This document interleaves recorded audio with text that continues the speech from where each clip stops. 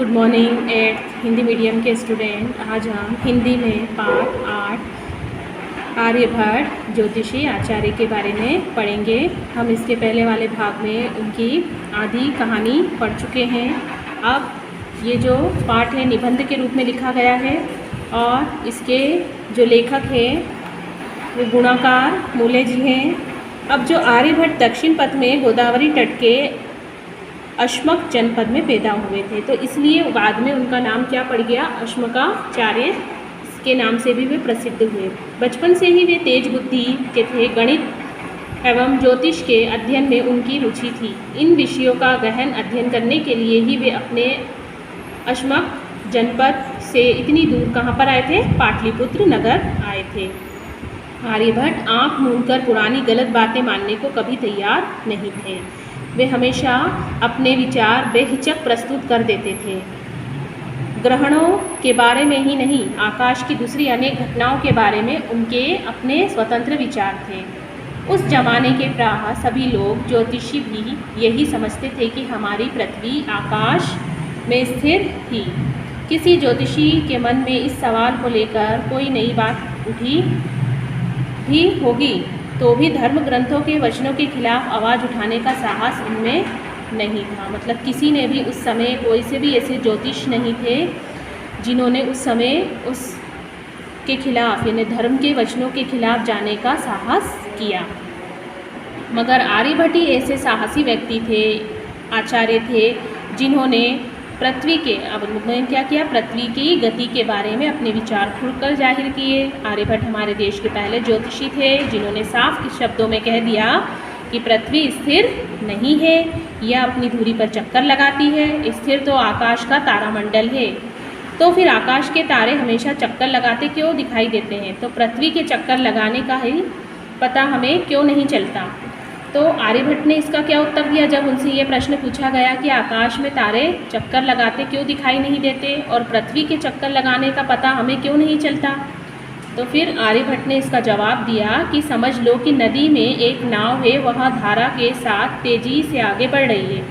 तब उसमें बैठा हुआ आदमी किनारे की स्थिर वस्तु को उल्टी दिशा में जाता हुआ अनुभव करता है। उसी तरह आकाश के तारों की बात है। पृथ्वी अपनी धुरी पर पश्चिम से पूर्व की ओर घूमती है। कहाँ से कहाँ तक घूमती है, पश्चिम से पूर्व की ओर।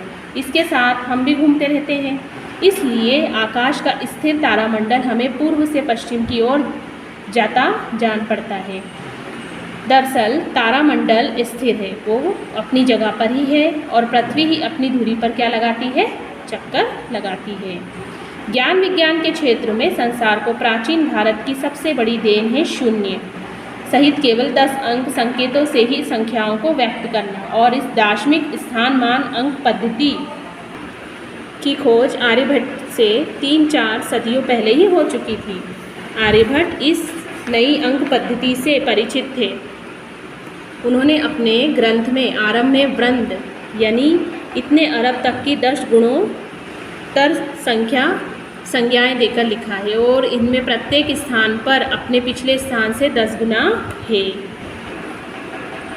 आर्यभट्ट के साथ हमारे देश में गणित ज्योतिषी के अध्ययन में एक नई स्वस्थ परंपरा शुरू हुई थी, मगर बाद में हमारे देशवासियों ने आर्यभट्ट और आर्यभट्टी ग्रंथों को लगभग भुला ही दिया था। आर्यभट्टी ग्रंथ पिछले करीब 1000 वर्षों से उत्तर भारत में उपलब्ध नहीं था। महाराष्ट्र के विद्वान भाऊदाजी ने 1864 में मलयालम लिपि में आर्यभट्टी की ताड़पत्र पोथियाँ खोजी और इनका विवरण प्रकाशित किया। मतलब उसका फिर अलग अलग भाषाओं में विवरण किया गया। उसके बाद ही विद्वत जगत को आर्यभट्ट का सही परिचय मिला। फिर विश्व जगत को, पूरी दुनिया को पता चला कि आर्यभट्ट ने उस समय जो बातें कही थी वो आज सत्य है, सच हो रही है। बहुत से लोगों को तो यह महान गणितज्ञ ज्योतिषी के बारे में पहली बार उस समय जानने को मिला जब भारत के पहले कृत्रिम उपग्रह को आर्यभट्ट का नाम दिया गया और 19 अप्रैल 1975 को अंतरिक्ष में छोड़ा गया। आर्यभट्ट प्राचीन भारतीय विज्ञान का सबसे चमकीला तारा है जिसे हम भुला नहीं सकते। क्योंकि इन्होंने वो बातें बताई थी जो आज सिद्ध हो रही है और हम सब इन बातों को बहुत अच्छी तरह से जानते हैं। तारे और तारामंडल, आकाश, सूर्य, चंद्र, पृथ्वी, इन सब ग्रहों के बारे में, नक्षत्रों के बारे में बहुत अच्छे से हम जानते हैं और ये सब संभव बहुत पहले ही हो चुका था, लेकिन इसके बारे में बाद में जानकारी मिली और हमें पता चला कि आर्यभट्ट ही वही पहले व्यक्ति थे जिन्होंने इन सारी बातों की जानकारी भारतवासियों को पहुंचाई और पूरे विश्व स्तर पर पता चली। अब यहाँ तक आपको इस पाठ को पढ़ना है और समझना है।